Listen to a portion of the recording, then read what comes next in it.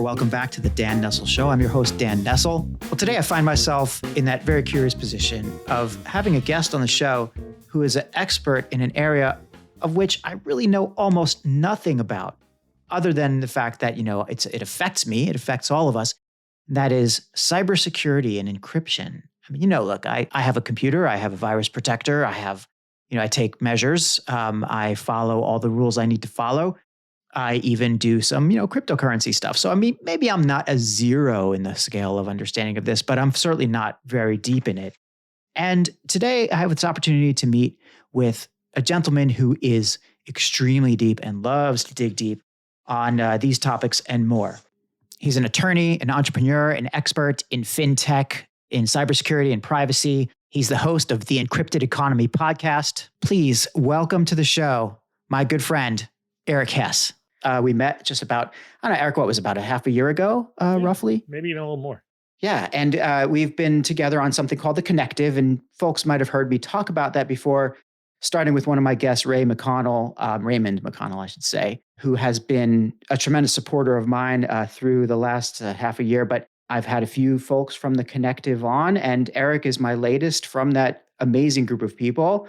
Eric is an attorney, and he's got a special expertise in cybersecurity and encryption, and especially as it relates to the world of finance and FinTech. I guess that's a pretty good way to kind of frame it. Right. All things that I know nothing about, or very little.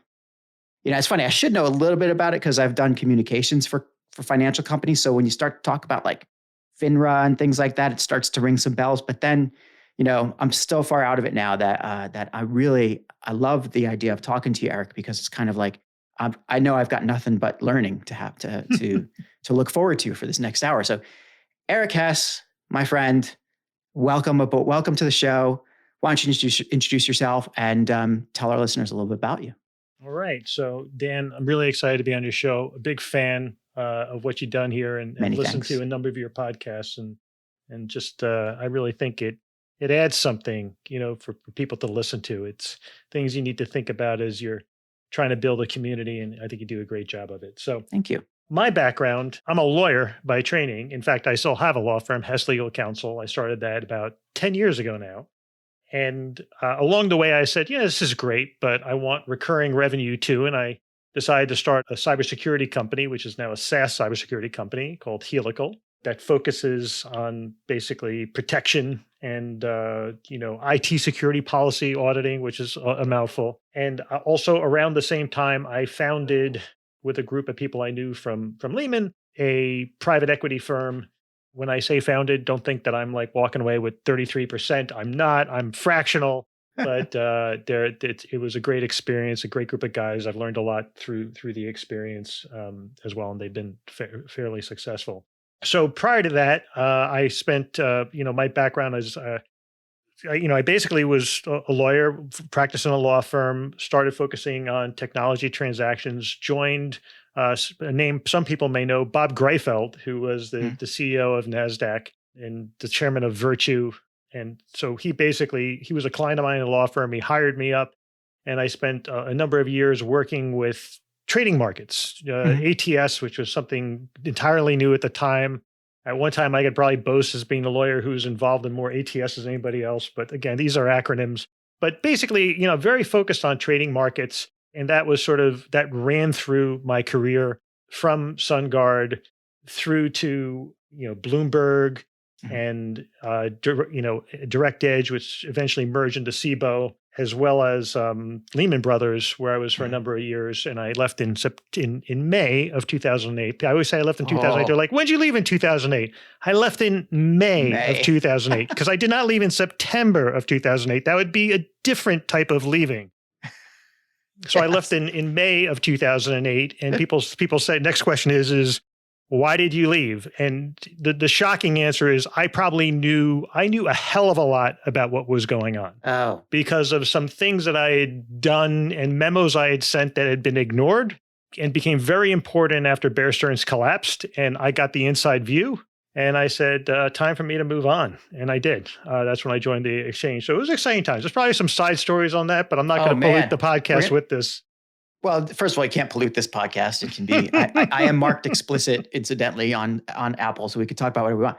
But I think that there's a whole lot to unpack in the Lehman story, which we probably, you're right, save that for another podcast.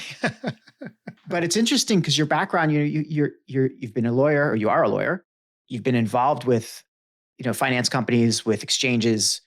You're an entrepreneur as well, so you've got, and an investor. And I mean, there's a multifaceted person, or many layers to the onion that is Eric Hess. And, I'd love to kind of dig in a little bit, especially for our listeners. I don't know how many folks out there are really fluent in anything having to do with the financial world.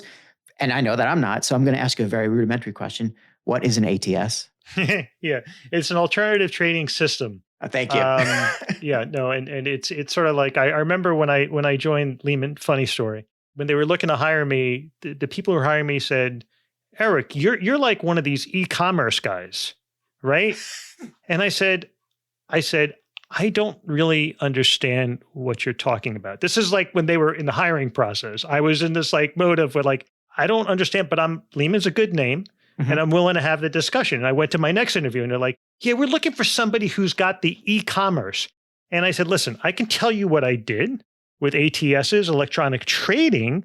I said, I have no idea what you mean by e-commerce. It wasn't until like my final interview, till I met my future boss. She's like, oh, no, we're not doing e-commerce at all. I'm like, well, you realize everybody you've interviewed has been totally wrong up to this point except me. Well, it's everybody's got their own like definition of what something is, and it's always wrong.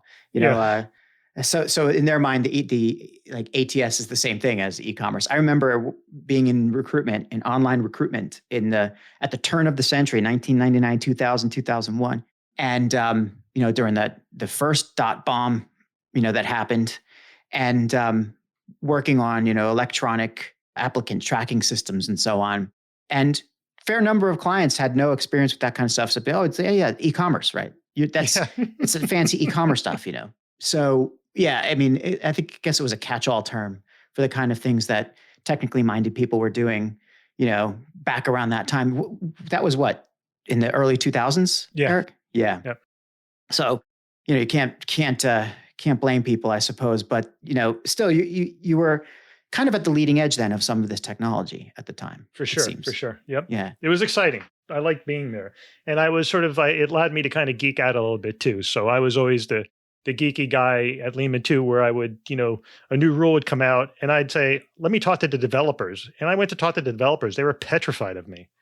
They were scared out of their minds. Like, I didn't know this till later on. I got whatever I needed. People were dropping business projects, everything, like trading algorithms. That was all pushed to the side. They're like, Eric Hess came to talk to us. We got to focus on Eric Hess. I had no idea this was going on. After the fact, the head of development said to me, Eric, we got to find another way, because like basically everybody was just doing what you were saying because they were so convinced that they'd never spoken to an attorney who could talk about this stuff before. So they figured like, this must be big.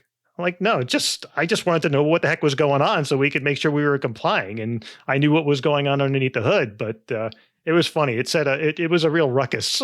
It ended up becoming a model for moving forward for Lehman, but man, it was funny. They were just like, Eric, we can't have this happen again. I'm like, I know. Well, I can't, in my experience, again, not with finance, but let's say as an internal client for a design team or for coders, or what some people who are developing a web interface, who are developing something like this, I know that there were times that I certainly did not have the greatest reputation with the folks who would be, we call them a lot of things, but let's just say the non-conventional people who would be sitting in there, on the beanbag chairs and working on their designs. Now, I mean, nowadays, that was a long, long time ago. Nowadays, of course, I have tremendous respect for designers. I know how much it takes, but at the time I didn't. At the time I just was like, my client needs this, or I need this, and why can't you make it more blue, or whatever the heck the answer was. Yep. And it wasn't an easy thing to kind of learn to speak their language, or at least maybe the hard part was actually getting out of my own self and understanding that, what, they want to help and they want to serve, and I'm doing them a disservice, by kind of coming down hard for really no reason other than my clients are asking me some questions and I didn't know the answers. But I mean, that's a very different situation than I think Yeah, what no, you're but I talking mean, about. it always helps to sort of try to get an understanding of, and particularly in the big organization, you work with a lot of different groups, Hmm. and you have your set of criteria that you're trying to push, but it's important to kind of understand where the different groups are coming from and what motivates them, and even from a resourcing perspective. I mean, I had this assumption that there was just like a bench full of developers, and if I said, they would just take somebody off the bench and put it on my project. Yeah. But no, they were dropping projects. Like they went to the head of program training and said, "We are not doing your project for 3 months because of Eric Hess." And he said, "Okay." I still don't know why anybody just didn't. But we were, we had a regulation we had to comply with, and it was just like everybody was just sort of like, "Okay, cede to Eric Hess." But it was, Well, in all fairness, you were talking about, some serious compliance issues, SEC regulations, things like this that I imagine would petrify people in the finance industry. Yeah. So, but I'm glad that the Eric Hess I know is not petrifying at all, and is just like a cool dude that I'm standing here and talking to. And by the way, I'm standing talking. My listeners would, of course, not understand. Maybe you're hearing a new timbre in my voice today. I don't know. But it is because I'm standing. I actually moved my podcasting gear over to my standing desk. And Eric here has just started a podcast. We'll get into that later. But Eric is standing, and that shamed me into doing the same thing, raising my desk and actually standing for a change. And I'm finding that I can project a little bit better. Whether that means I'm louder or what, I don't know how it's going to come through. But I'm really, I'm feeling good about this. I'm feeling good about this standing. Right. So thing. learning number one is people should consider getting a standing desk, because this way you don't have to sit in one place all day long. It's good for your back, good for your shoulders, no shoulder rolling. So anyway, that's there are so many, there's so many learnings from this whole remote work thing that we're all in these days. But I mean, you've been an entrepreneur for a while. You've been working, on your own and stuff on and off for years. But I'd say, but by the way, that's learning number two. Learning number one was what's an ATS. There you go. I got that now. Okay. An alternative trading system. We'll have to number them after the fact. We'll just call them learnings. I don't know. The list will go probably too long. But what I was getting from you there, though, and what I wanted to ask you was, you mentioned it a little bit that here you are, a lawyer who's speaking the language of the developers, with this kind of keen interest in technology. How did that happen? How did you develop that interest in technology, and how did you kind of like marry those two things?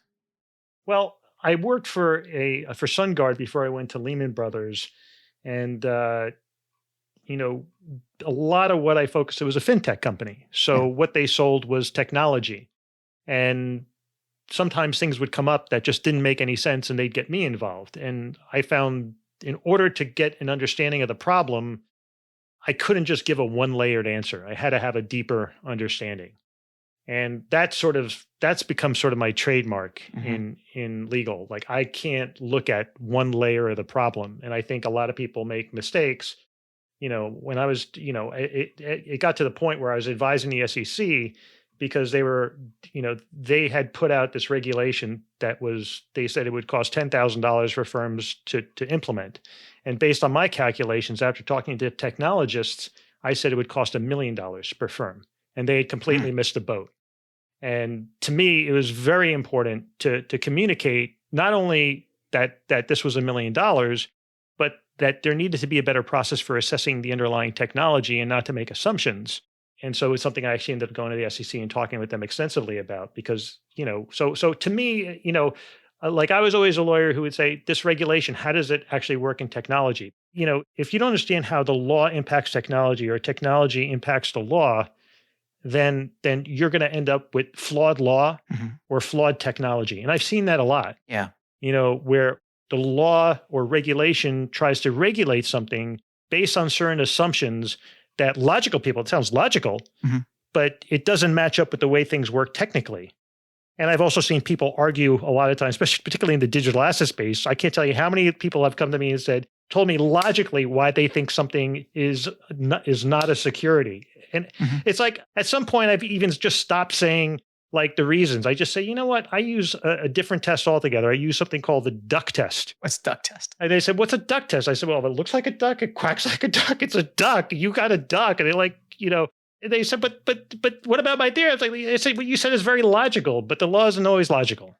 Yeah. And, Yeah. you can't, but, and that's something that I try to bridge, right? I try to bridge, between technology and the law and try to bring that to my practice. So anyway, that's, so how did I get involved? I got involved because it felt like I wasn't doing a service to the company I was working for unless I dug deeper and understood issues. And when people came to me and said, this is screwed up, and I wasn't getting the answers that I was looking for, I took it upon myself to say, no. Let's go in a room. We'll spend 2 hours looking at this. Make sure I understand. Treat me like I'm an idiot. I'm okay. Treat me like I'm an idiot. Feed it to me and just, on the spoon. So anyway. I can identify. Yep. Okay. Well, and that's, so you needed to understand the technology in order to plumb to the depths of the law, and vice versa. That would help your business, right. Essentially. And that kind of started to lead you on this pathway to become, I think it's fair to say you're probably one of the leading experts in cybersecurity these days, and certainly as it applies to the law. That's an interesting journey that I think you started earlier than a lot of people, and it's now sort of starting to culminate in your podcast. But what made you kind of really interested in that area, or was it kind of by necessity? Yeah. So when I went to Direct Edge, they became an exchange. And another intriguing fact, around the time that we became an exchange, something that nobody even knows, which is mind-blowing to me. Nasdaq had this thing called the director's desk, which was every board was using the director's desk for communications, a public company, for the most confidential communications regarding their company. Apparently, director's desk had a hack for an unknown period of time, for an unknown amount of information. I mean, it sounds just like Solarwinds, but we're talking circa, I guess, the 2000s. Lehman went out to 2008, so it was probably like, around 2010. In 2000, so 10 years ago, the Solarwinds, it was effectively the Solarwinds hack of Nasdaq. Wow. And we took the blowback of what was going on because the SEC was like, oh my God, it wasn't publicized. What would it have done? But we were getting whipped because we had just started as an exchange. We didn't have everything totally in place, and the SEC was very focused on it. And so it became part of my job to make sure that this was in place, working with the very talented CTO there. And, we did it, but it was trial by fire. And from that point onward, and I had some cybersecurity experience, like, again, because they thought I was this e-commerce guy. Yeah. They were like, they would be like, hey, you're the E guy. You do cybersecurity. I'm like, that doesn't connect at all, but sure. Yeah. Well, was it a fake it till I make it type of a thing? I mean, or was it? No, I was very straightforward. I mean, I was just saying, I always had a natural affinity to kind of understanding. So it just always seemed to kind of grow into itself, because I had done X, people assumed I could do X and Y and Z. And I'm like, well, listen, I'll tell you what I can do, what I can't do. And it kept growing from there. And I have a desire to learn. I mean, so I'll say, I'd look at it. And then, and there was no real, it wasn't like today. It was more, people were still figuring it out then on a lot of these intersections that you wouldn't even think twice about today. So that's kind of how it grew. It seems like that natural thirst for learning, which we talked about earlier. I mean, many people kind of ignore it, I think, in their life, in their career. They just go about the motions and do the job that they think they're supposed to do. And then when the challenges come, maybe they take it, maybe they don't, maybe they walk. But it seems like this was a particularly crisis mode time to kind of bone up on what was relatively, I mean, you're right, 2010 people kind of knew that there's, of course, such a thing as cybersecurity and hacking and all this kind of stuff. I mean, there were movies about it from the 90s about that kind of stuff, right? But, it seems like you just went pretty deep. And I mean, did you really enjoy it? Was it something that you're like, this is my thing now? Or did it just sort of happen? I think it's a fascination with providing greater insight and depth into something that no one else has done. Linking, I've always, in many ways, like I did a lot of blog writing. And when I wrote blogs, I always felt like, particularly when I was doing the more regulatory related blogs back, maybe 4 or 5 years ago, I always felt like I was like leaning into my skis.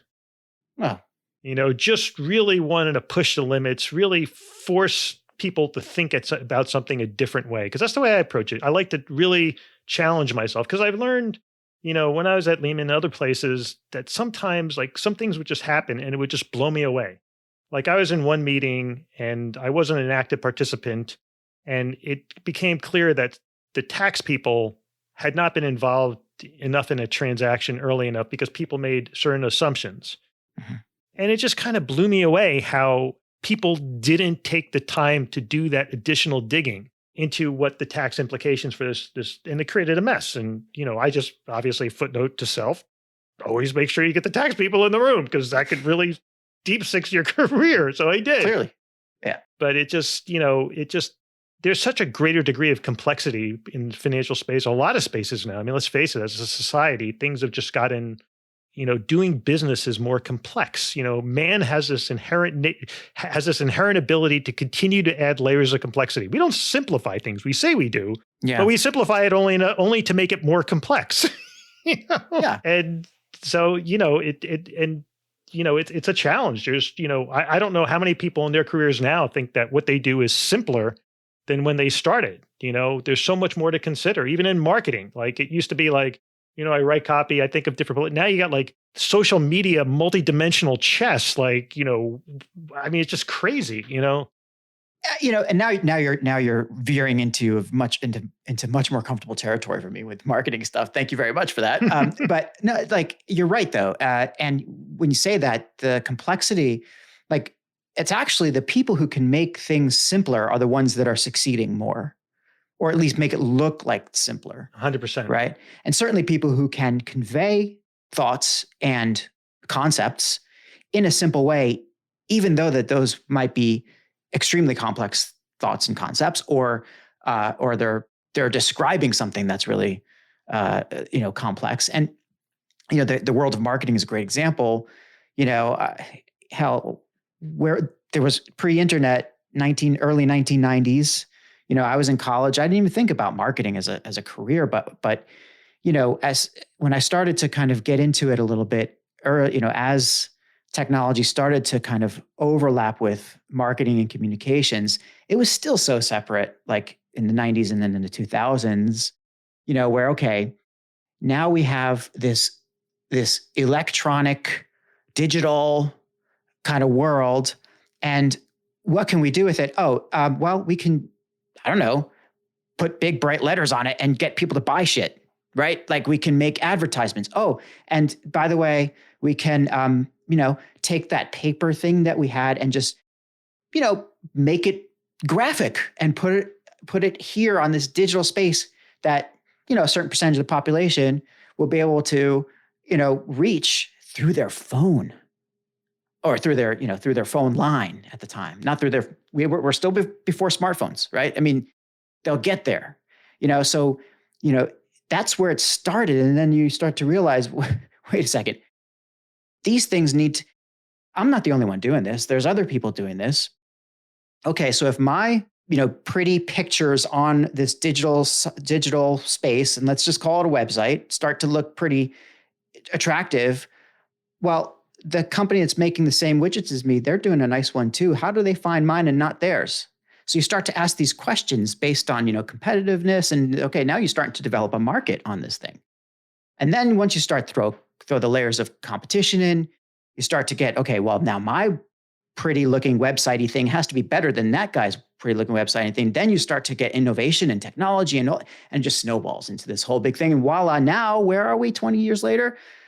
Nothing exists offline anymore, really. And in fact, in the last year of, COVID and the pandemic has accelerated everything into the digital space. Marketing, absolutely. Marketing and communications, and I always say marketing and communications, but essentially it's part of the same,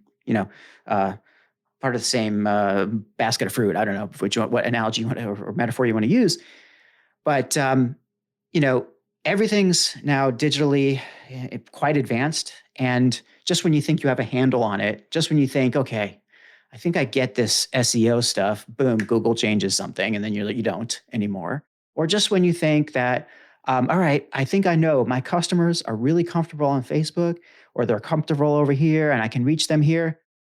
Bam, Clubhouse gets released. Yeah. Right? I mean, it's going to be the way of things. I was just starting to get relaxed a little bit in the fact that, I have a podcast now, and that reaches people through these different channels. And boy, that's the best, way to get people to focus on an audio marketing form, communications form, art form, whatever you want to call it. But now we've got Clubhouse. Now there's a whole new audio thing going on. I got to figure that out, Yeah. And by the way, at the time of this recording, Clubhouse is still really, really new. So anybody in the future coming back and hearing this, you may. Actually, I saw that on Twitter the other day, like yesterday for the first time. And I'm just like, I'm like, what is Clubhouse? And I'm like looking into it, and I'm like, oh my God, I got to figure this out. But yeah, it is insane. And by the way, Clubhouse, for my listeners who still, if by the time you hear this, you still don't know what it is an audio kind of gathering platform where it's like chat rooms, right? You go in there and there's these big chat rooms and small chat rooms, and you can create a chat room and it's all audio. You just do it through your phone. And, just like anything else, it's like what it is? It's like a conference. It's like going to a big conference. And there's these big like keynote type panel chat rooms happening where there's like a certain number of people who are talking and everybody else is there just listening. And then there's like breakouts, right? Smaller groups. And if you feel like passionate about a topic, you can create your own little breakout, and that breakout could grow into something more. So like, for example, Eric, you get on there, maybe me and you can go on to Clubhouse at some point, and we'll do the marketing and cybersecurity room, right? Or the communications and cybersecurity room. And we would host this thing. And look, it's all real time. It's not recorded. It's all like so podcasting, what we're doing here is a discussion. It's a conversation that we're going to record and we're going to edit. And it's like, I will make the claim that what you're going to hear is real and authentic, but it's not live and it is edited. So when you're on something like, Clubhouse, it's live, you're right on the fly. So it's an interesting kind of concept. It's an interesting concept. It seems a little more chaotic to me. Absolutely. In terms of like what you can get, you go into a room and sort of like, I got to get out of here now. Yeah. Yeah. It is chaotic. You're like, at least they give you the option of like jumping in and leaving quietly. Yeah. Like you can leave a room without being noticed. It's kind of interesting, but I'm just getting into it now. The point is though, that it's really, the complexity just continues. So bring it back to Eric Hess, because you're my guest.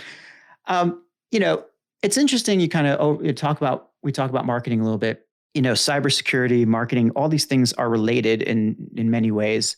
You were talking earlier to me about, the idea that as an entrepreneur, especially, you've had to do your share of marketing. Yes. You still do. And of course, now with your new podcast, your new ventures, you're very involved in marketing. So where to you in your world, what are you looking at and like as what you see as your marketing successes or your marketing failures in some ways? Like, where do you have anything like that you want to kind of point out? That's the first part. And then I'd love to hear what you're thinking about what like marketers and communicators need to be understanding about cybersecurity these days. Sure.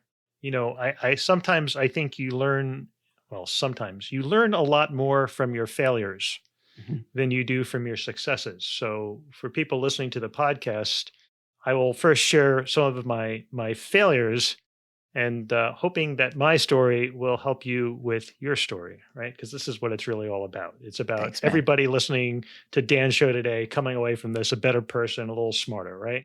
So I knew very little about marketing to a small to mid-size enterprise market. I came from, you heard, big companies, where you could find the person who is making purchasing decisions. They're different animals entirely. Yeah. In some ways, selling to a large enterprise, particularly a technical solution, is easy. Why? Because they have people who are assigned to it. You go to a CISO, you have to be up to snuff. But when you go to a small to mid-sized company, you got people wearing different hats a lot of times. They got somebody once said to me something, and it just stuck with me. It's like, it's very hard to get people to part with money. It's just so simple. Like, Of course it's hard, but it is. It's actually hard. And so in my journey, Helical was formed around the notion that we had a channel partner, a large channel partner called Regulatory Compliance, who had an enormous amount of investment advisors. And that was sort of a deal we struck, that I would build, or I would, it grew, but I would do various cybersecurity services, assessments, policies, and then it grew from there into vulnerability scanning, penetration testing, a lot of different things that we don't need to catalog. And it grew into a SaaS platform. And they weren't as skilled in selling. So I guess another learning for the podcast is, channel partners.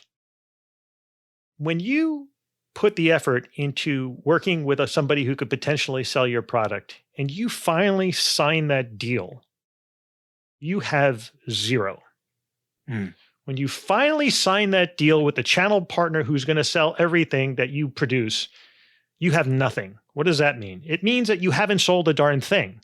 Right. You've sold a channel partner that may or may not sell your product going forward. You have an arrangement. There's different ways you can do it, but you actually have nothing. You're starting at zero all over again. Learning number one. Some of this may sound obvious, but sometimes I think the obvious stuff you just need to kind of think hard about. Like, what is Eric really saying, right? Mm-hmm. But along the way, that relationship didn't produce the way that we thought it would, and we continued to work at it. And so we started looking at other ways to try to sell cybersecurity. Now, cybersecurity, first of all, like a lot of different industries these days, is about trust. Yep. I need to trust your company. I need to trust your brand. And it can be hard to establish trust. And sometimes you can throw a ton of money at it. And then after throwing a ton of money, it takes root. Or you can be a first mover, or you can provide something that nobody even thought of before. But so trust. And so I thought that, we looked at some very traditional things, right? So we looked at emails. Mm-hmm. We looked at calling. We looked at SEO, the obvious, right? Yep. And these are your marketing channels you're talking about. These are marketing channels. Yeah. And I will tell you, like, for all the email campaigns I did, I was always struggling with one thing. What I was struggling with is that if the people I was sending my stuff to were anything like Eric Hess, I would sell nothing. Because if you send me a cold email, you have no credibility. There is a 1 in 1,000 chance that I am going to actually buy from you. Why? Because if I want to buy something, I'm going to go to G2 Crowd. I'm going to go to Capterra. I'm going to research the hell out of something. I'm going to talk to people I know. I'm going to say, what are you using? Yeah. There's ways to get this information. A cold email basically says, I'm not on Capterra. I'm not on G2 Crowd. I'm not in your circle. And so and I don't even know the answer. To me, email marketing, cold email marketing seems enormously ineffectual, enormously. And so like LinkedIn has Sales Navigator. What a great tool. You can rip down, there's something called, I think it's called Lead Grabber or eGrabber. You can pull emails directly from your Sales Navigator list and you can create these massive lists. And I did. Yeah. I had people assembling massive lists. I had 50,000 people on my list. It would be shocking if I told you what my hit rate on those was. Absolutely shocking. Just stunning. Yeah, just on that, and this is fresh in my mind because I had a LinkedIn expert on last week, Mike O'Neill, and he's fantastic, Mike. And maybe he's a guy you want to talk to next time you start a venture. But Mike's whole thing is about that list. It's about the way to make sure that you get good leads is to make sure that you make a good list. And his shtick, I guess, or his thing is that especially in Sales Navigator, you can do these incredibly deep and long Booleans to eliminate so many people from your universe. Now, clearly, this is, it's going to vary product to product, industry to industry. How, I think you're right about cybersecurity, especially what you're talking about, where, it's a competitive market, but you have to trust. You have to have a high level of trust before you even push the reply, because it's not like selling a tour package, or what some computer hardware or even just some kind of time management system. It is, hey, this is something that is going to protect you from all the horrible elements of the outside world. And we need to get into your system and kind of, dig in with you on that's implied, right? That if you're a cybersecurity person, you really have to get the keys to the kingdom. And I think that, there's a certain level of trust that has to come first before you start those emails. Like, you're right. I think you're right. Like that, before you start those emails. But anyway, sorry. I'll even also note like LinkedIn. Yeah. LinkedIn is a great platform. I post the podcast on there. Mm-hmm. But I'll say this, because the word's out on LinkedIn. Mm-hmm. And so people now use a lot more in-mail services and everything else like that. And for a while that was like, wow, in-mail, people open in-mail. But it's not even that, you really, it's just anybody who thinks that you can easily build a community through cold calling or cold emailing, mm-hmm. particularly in the small to mid-sized space where you're trying to, you have to get a lot. Wow. Yeah. It's almost like, what comes first, your brand or this base. And the one thing I've learned is, again, taking myself, I am not the guy you ever want to send a cold email to. Ever. Yeah. Ever. Mm-hmm. And I think a lot of people like that. And I think 20 years ago, it wasn't like that. And so I think, people talk about push versus pull.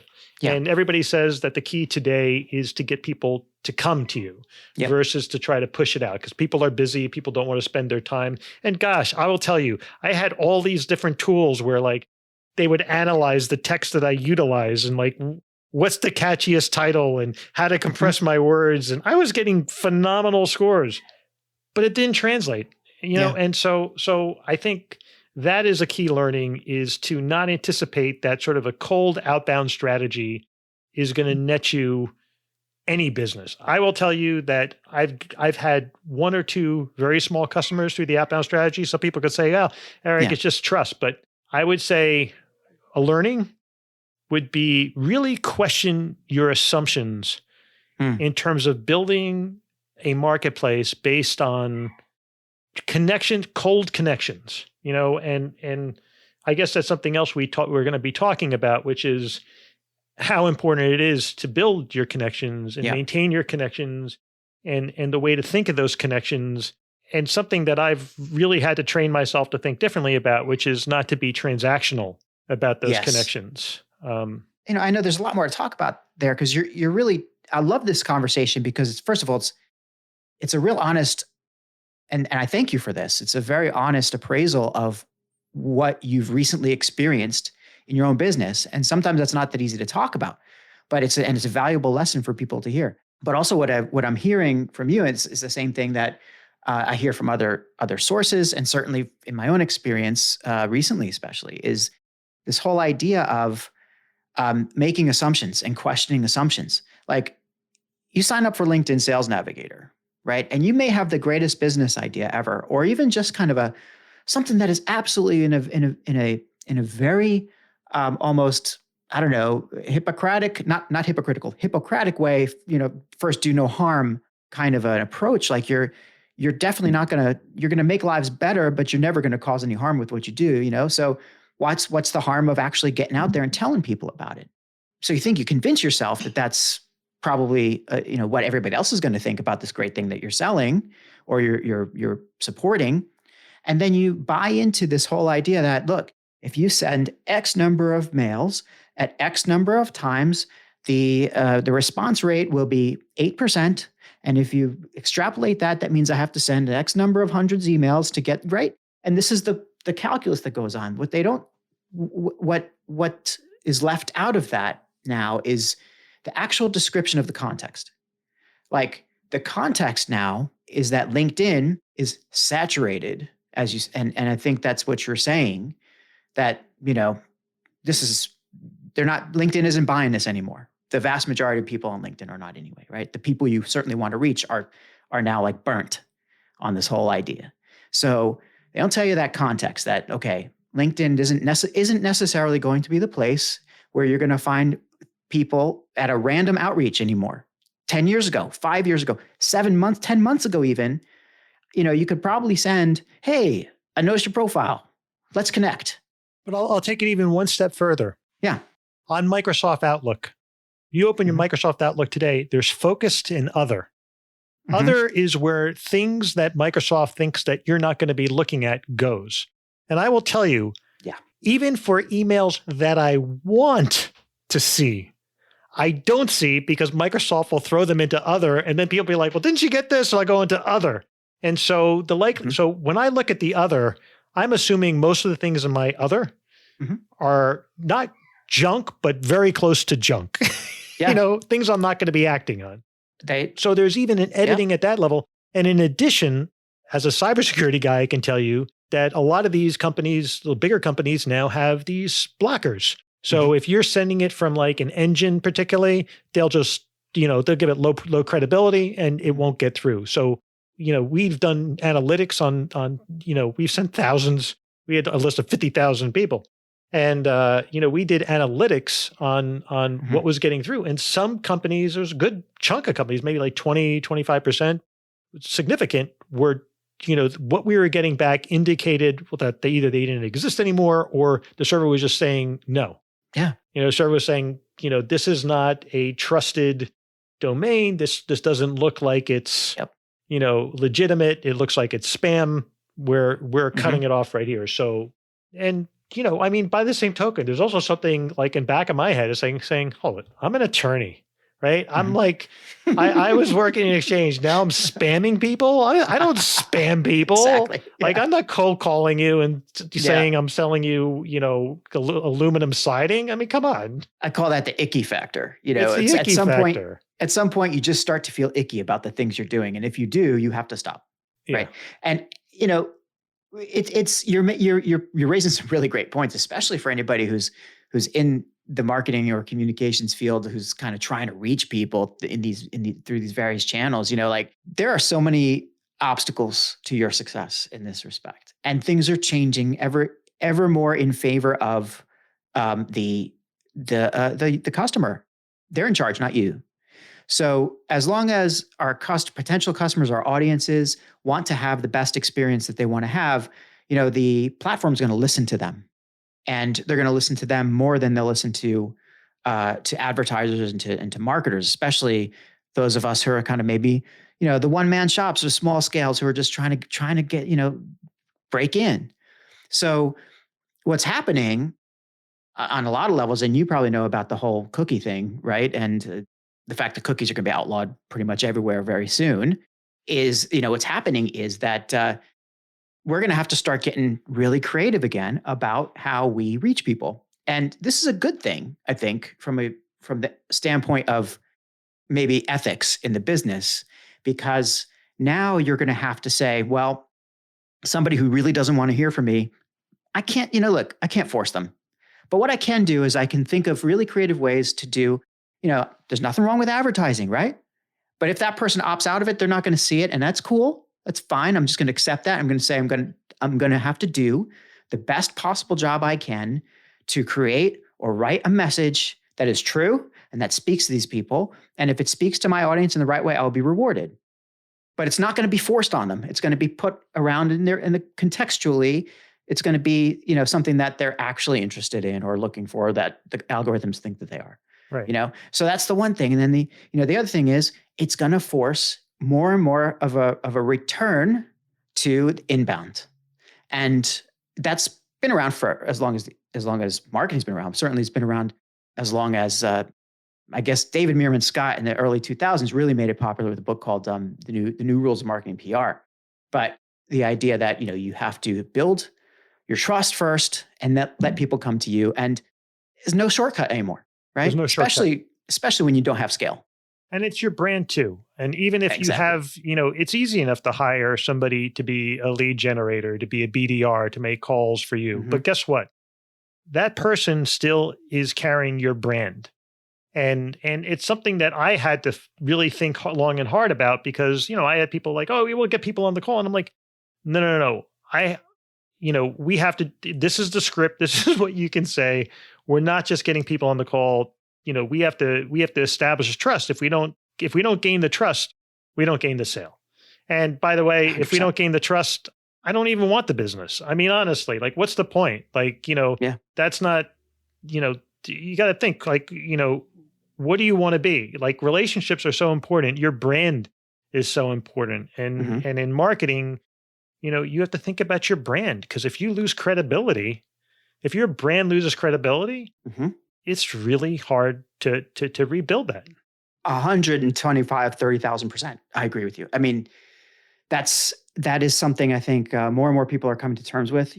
At this, and by the same token, by the way, I also agree with the great Mark Schaefer. He's if you haven't read anything by Mark, Eric, he's a marketing guru and connection of mine who I often talk about on the podcast, and maybe one day he'll hear me. But Mark says on numerous occasions, like, we develop something great in the world, and then eventually it's only a matter of time before the marketers come and ruin it. So Or the lawyers. and that's interesting, because to be a lawyer and a marketer, because look, you've had your own business, you still do, and you're an entrepreneur, you have to wear all those hats all at once. So it's like having this kind of secret weapon where you are a marketer and a lawyer at the same time. I mean, that means that you can have your own internal debates about brand compliance and stuff without ever bothering somebody else, which is a relief to many marketers, by the way. That's like, sometimes that is and that is the kind of, bane of our existence, is when we have something that we want to say and we got to run it by legal. Go run it by legal, yeah. Right? You can run it by yourself and have that internal dialogue and just get it done with, which is, I think, an advantage. Yeah. And, in talking about the brand, something else I thought would be very, personal branding.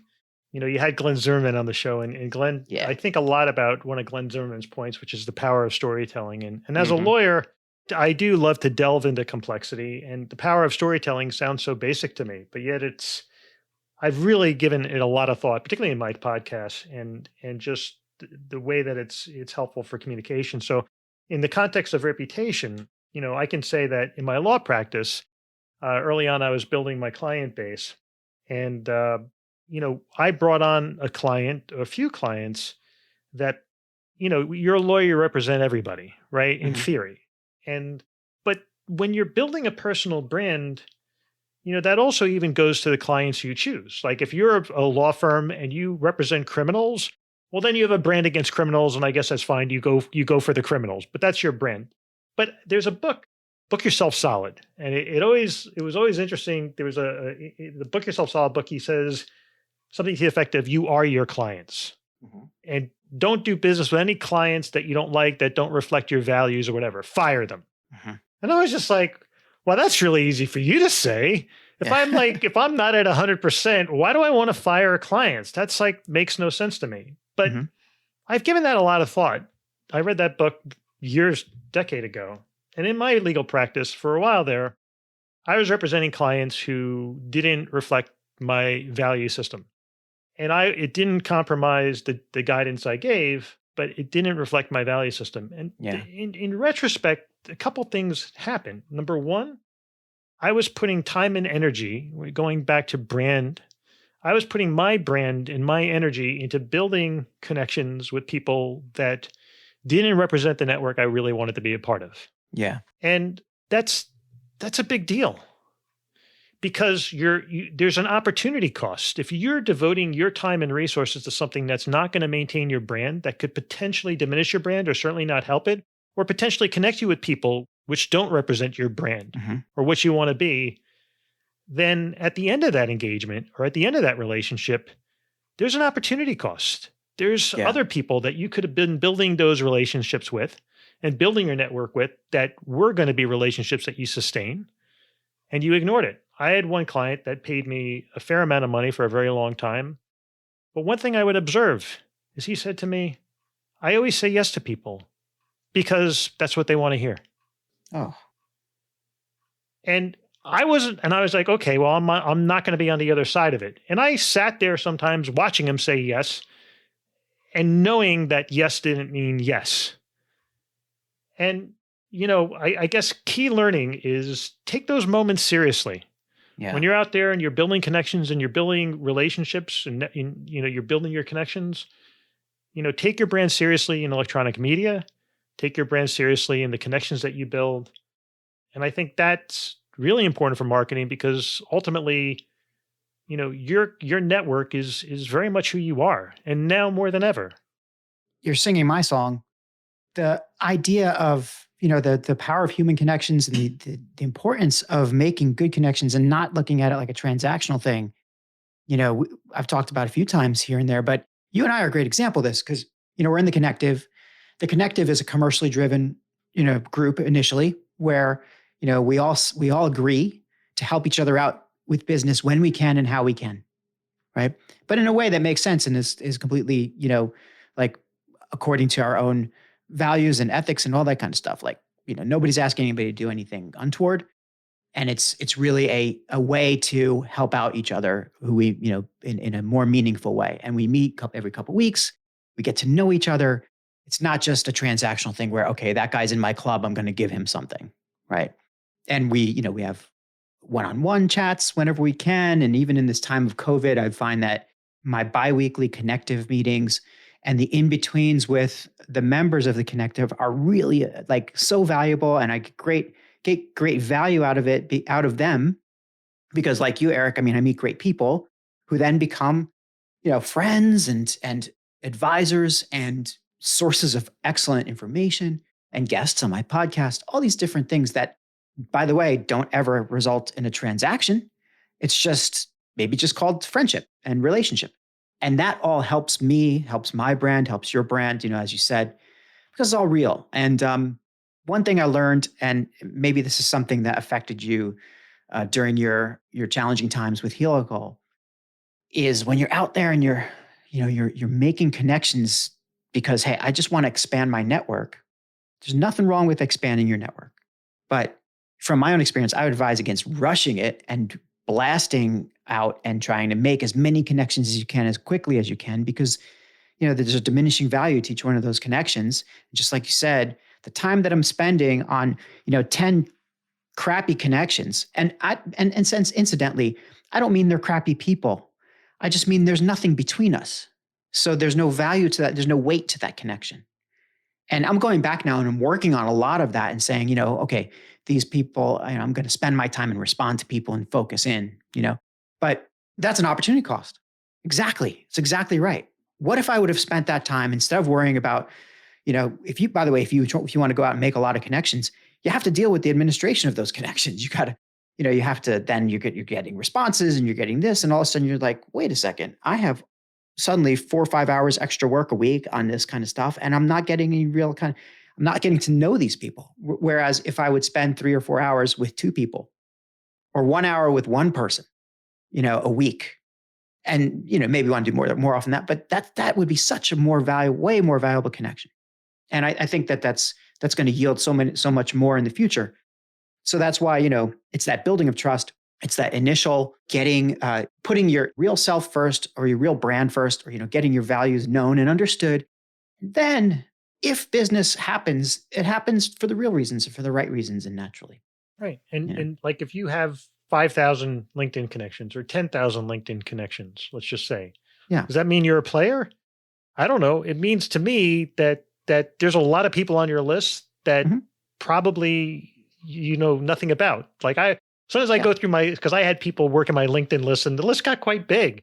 I can tell you a lot of people I don't know. And I'm like, if I really want to follow the news feeds and I really want to follow what's going on and I want to engage with them on LinkedIn, all these other people that I don't know, they're noise. Yeah. They're noise that's preventing me from focusing on building the connections with the community that I'm closest to that's relevant.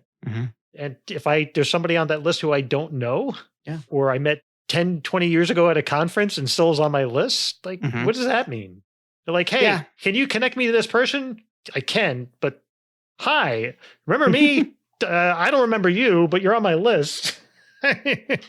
Not compelling. Exactly. By the way, that happens all the time.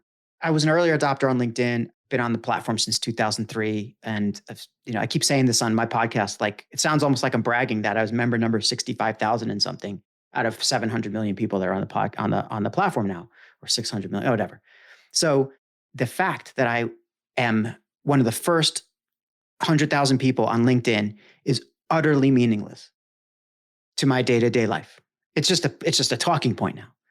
But what it does mean is that I've had almost, 18 years of building up a network.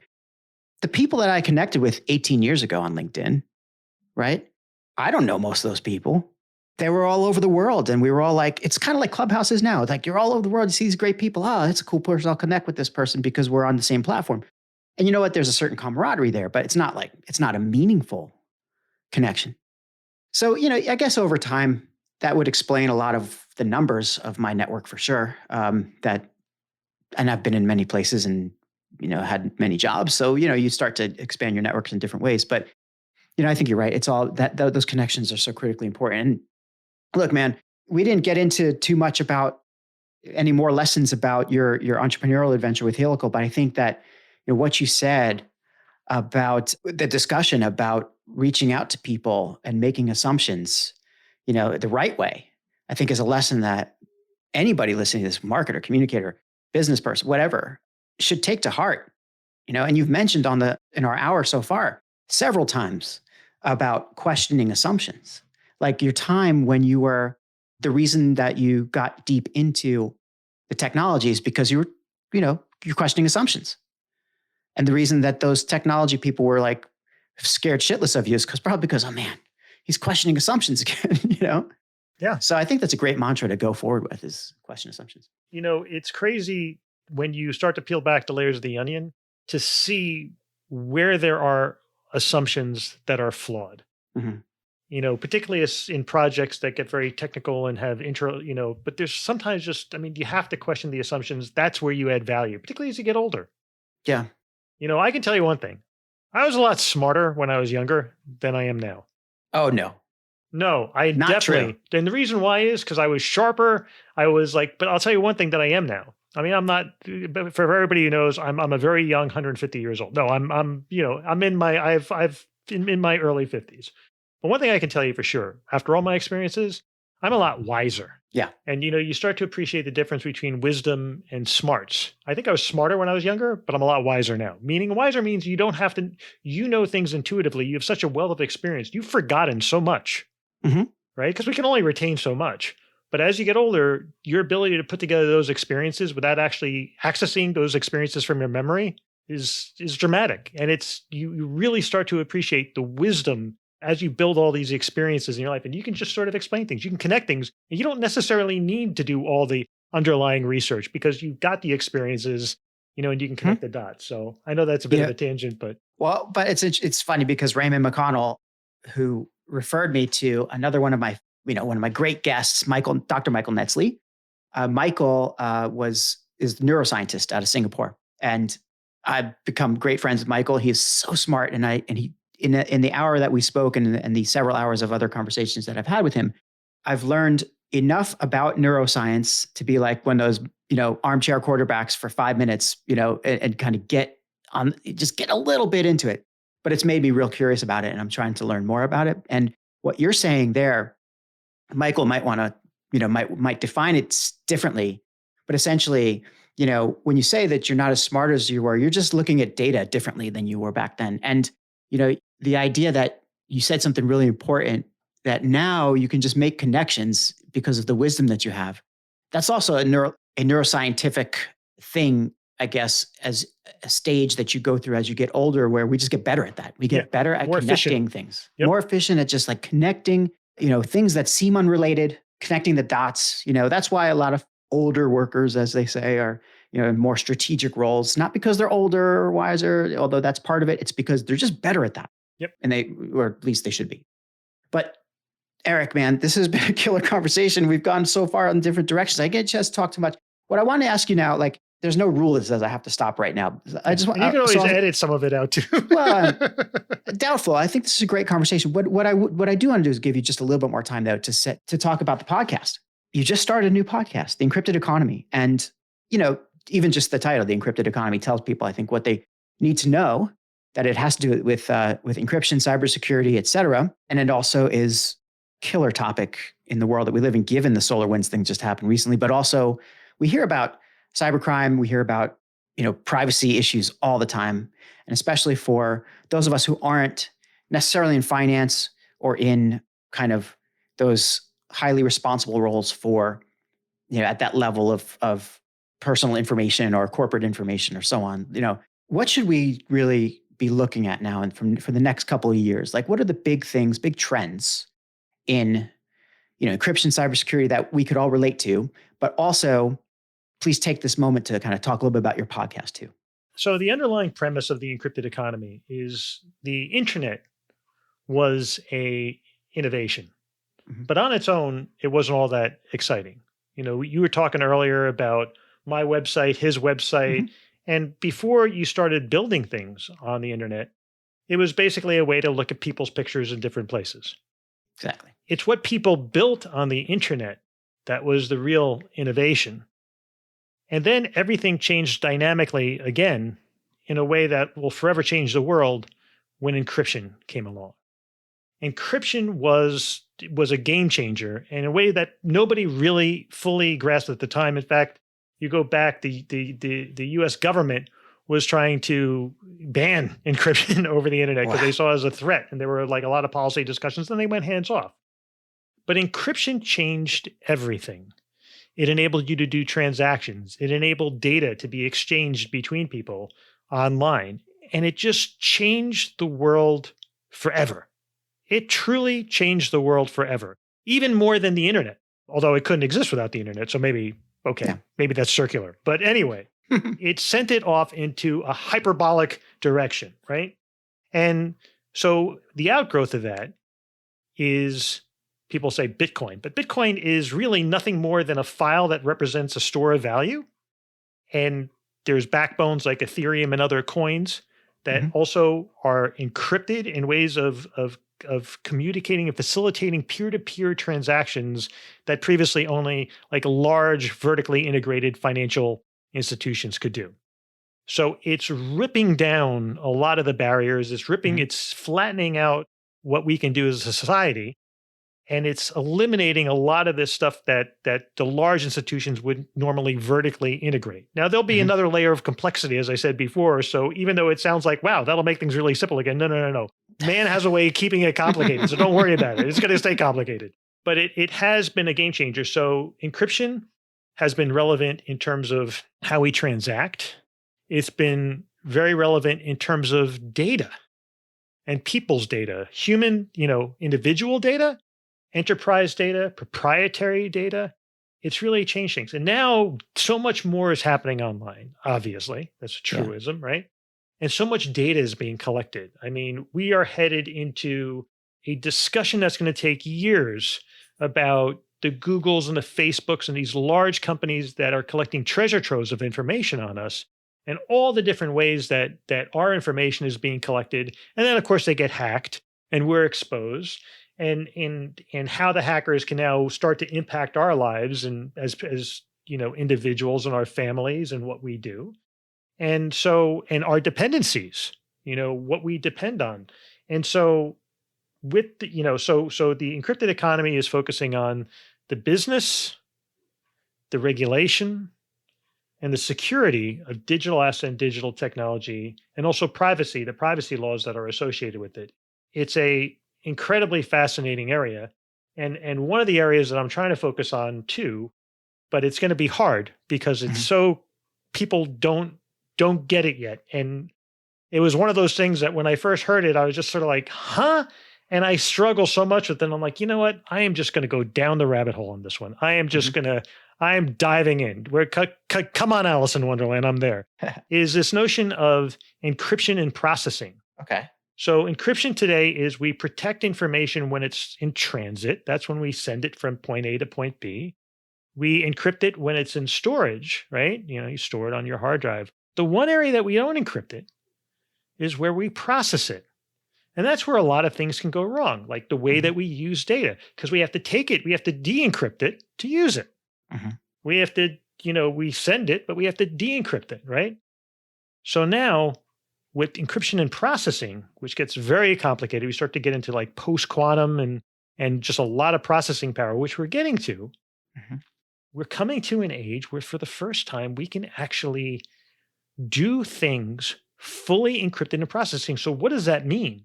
That means that businesses that never existed before, that we couldn't even contemplate, are now going to be able to do it. Why? Because competitors are going to be able to do things. People are going to be, these processes can occur with complete security. So I don't have to worry about sharing information. Think about all the changes that we can make in terms of like research for healthcare. Healthcare is an incredible growth area because you have today, if you think about it, like it's hard to actually conceive like the assumption of the world. The assumption of the world is this is the way it's always been, and this is the way that makes sense. Of course, we want to incentivize these different pharmaceutical companies to collect this information, do their research, build their own proprietary models. Of course we do. And they should be siloed. Why? Because if they were sharing it, they wouldn't be able to receive the rewards. That's just logic. Right. Encryption and processing removes that barrier. It allows competitors to collaborate without fear. So it allows alliances to form in a way that says we're only sharing this amount of information. And it's made so much more important because of machine learning. Okay. So machine learning needs a ton of data to work. That's one thing we're all learning. Like everybody loves to say machine learning. And one thing I hate in the encrypted economy is like I feel like it's often like I'm dropping a lot of these terms that if you see them in somebody's LinkedIn profile, it means they're unemployed. Like blockchain, AI, machine learning. It's just sort of like, shut up. Like it's like if I see those three things in somebody's profile, I'm like, okay, you're a poser. Because people who are really involved in this stuff, they're not using those terms. They're not hitting it with the but anyway, the point of the matter is, but like machine learning needs a ton of data to get it right. Yeah. And so for us to make these incredible advances in how to break down genomes and DNA, and I can't even talk to it because it's not my area of expertise. But I will say that kind of research to really get to an incredibly valuable level for a society, you need to find a platform, a way for these companies to interact in a way that they couldn't do before. Encryption and processing, or there's other techniques as well, but finding a way that they can share this information, bring it into these machine learning models, and develop these strong data sets that they can all draw from and then do their research, right? So they're finding sort of this common ground to say, how can we collect all this data and then we'll innovate based on that next level? We won't spend all our cycles, trials, and collecting all this data. We'll collect it, but we'll share it, and we'll exponentially leverage our effectiveness because of our ability to tap into these huge data sets. And it's also critical for financial. I mean, there's algorithms. Obviously, the trading firms are going to go to this next order of magnitude where they'll be using machine learning and crunching all these numbers and everything else. One area that I've been sort of really focusing on is regulators. Regulators collect a ton of information, right? Like we're all concerned as a society about like the data that we share. We want privacy protection, so everybody's like, yeah, privacy. And then AML comes along and says, okay, I want everything that identifies you as a human being. Please upload it into my system, right? Like if you open a brokerage account, passports, all this stuff, and it's just sort of like, huh? And so regulators collect tons of this information, and they try to collect more in the financial arena, et cetera. And they're terrible they have security, but they're not great at protecting it. And so this encryption and processing can also help reduce the exposure, to businesses and to people because it keeps this data secure at all times. And we're in a war, with constantly evolving security threats. But if you can, the last mile in encryption is this notion of keeping the data safe while it's in use.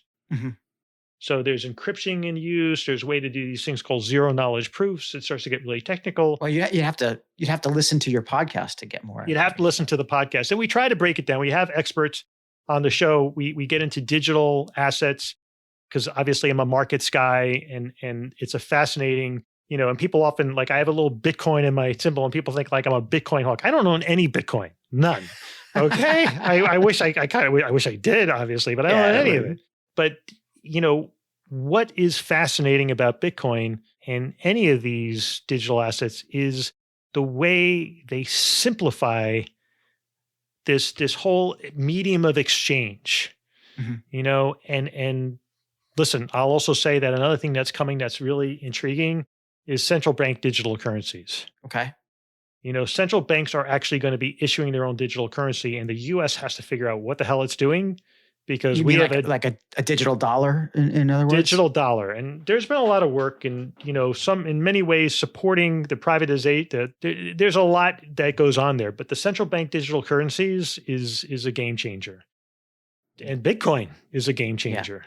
Whether or not you think the price should be 40,000 or a bazillion. I mean, one of the problems with Bitcoin is there's no shorting of Bitcoin. So everybody who's in Bitcoin is only betting on one direction. It's up. Yeah. There's Yeah. nobody who's saying I'm betting down. They're sold, they're out of it, but they don't have any interest. They're not making money if it goes down. So shorting would be a nice feature to have in Bitcoin because it would lend a little more stability to it, I think. But that's a Yeah. different topic. But Yeah. anyway, so these are, privacy is a massive trend.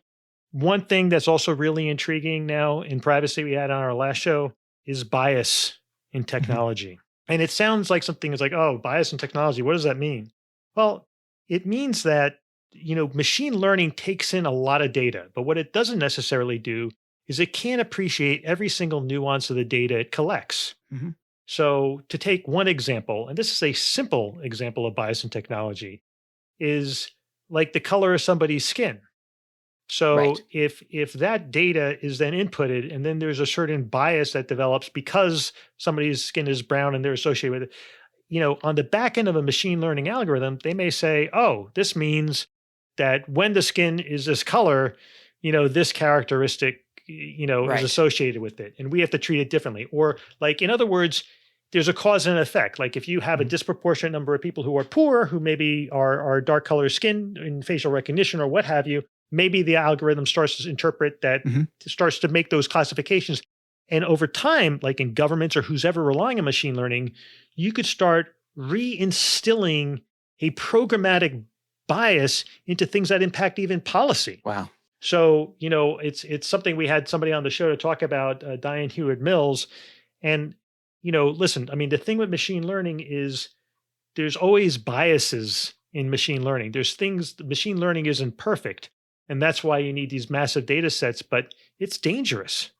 And I can totally see that, especially that part, as relevant to anybody who's trying to communicate on behalf of a brand, target an audience, anything. I mean, well, it depends on who you're working for. If you're working for a financial institution, surely this isn't a huge issue. But if you're working for even an unregulated industry or an area, you know, the reliance or the kind of the way technology is going to advance, giving you these greater insights that could potentially be biased, as you say, something that we have to really kind of pay attention to, I think, as we move forward. With especially the bigger the audience, I guess the more likely it is that these correlations may come up. Yeah. You know, I know. My other shocking prediction is that within the next, I would say 4 years max, that there is a cyber incident that is Mhm. so big and sweeping that it actually impacts the GDP of the US. I definitely don't find that hard to believe. I think we've seen a lot of little incursions here and there, but I really don't want to believe that. Yeah. SolarWinds may actually, SolarWinds downstream effects, some things are going to be easier to trace than others, but SolarWinds is much larger Mhm. than the media is letting on because there's really no value in communicating how big it is to the public. We'll just be Yeah. troubled by it. But there's a Uh-oh. lot. Yeah. If that happens, when that happens, I'm going to have you on again so that you can bring out your whole pocket of "I told you so's." Yeah. And but I definitely want to hook up with you offline so you can help me prepare for that eventuality. There you go. But listen, Eric, this has been a super educational conversation for me, and I've really enjoyed riffing with you. And I want to make sure that our listeners know that if you want to find Eric, just go to LinkedIn, look for Eric Hess, and look for the Encrypted Economy, the Encrypted Economy podcast. You can search for that on wherever podcasts are available. I know we're about, I don't know, by the time this airs, it'd probably be about 20 episodes in or something, maybe. But there's a lot of great content in the podcast so far. And I'm really glad that that you're able to come here and talk about it. Any place else that people can find you, Eric? So my Twitter handle is Hess_legal. Mm-hmm. I'm at hesslegalcounsel.com, also at helical-inc.com, at encryptedeconomy.com. All right. All these different places. All roads lead to Hess is kind of the way it goes. I'm going to have to get a single domain for everything, I think. So anyway. Well, my friend, it was certainly a pleasure to talk to you. Thank you so much for coming by. Thank you. It was great. Great to be on the show.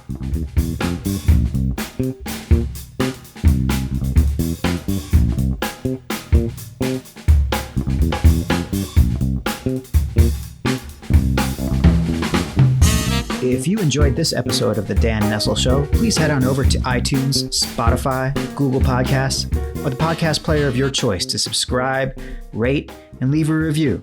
And please don't forget to spread the word. Thanks for listening.